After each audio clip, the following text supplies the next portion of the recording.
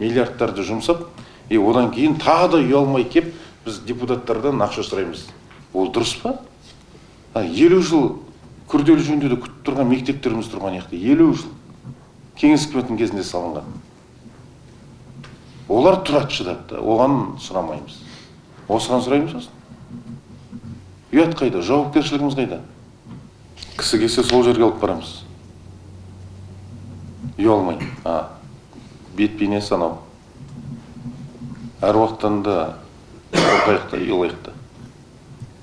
Вот қадағалаңыздар, тараптарыңыздан бірге жұмыс жасайсыздар. Болмайтын болса, тағы да айтамын, онда шағым түсіресіздер осы туралы. Көрейік ар жағын сол. Не болады? Бұлай болмайды екен. Тәртіп болу керек бәр жерде, ағайындар.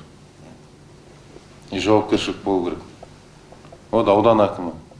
Тағы да айтамын, сіздің басқарманың мәдениет спорт екеуіңіздің жауапкершілігіңіз төмен болды осы сұраққа байланысты.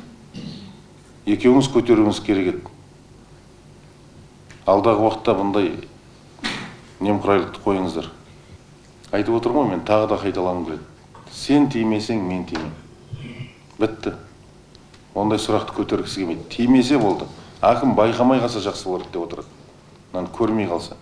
Мен байқамағанмен халық байқап отыр ғой, көтеру керек қой сондықтан.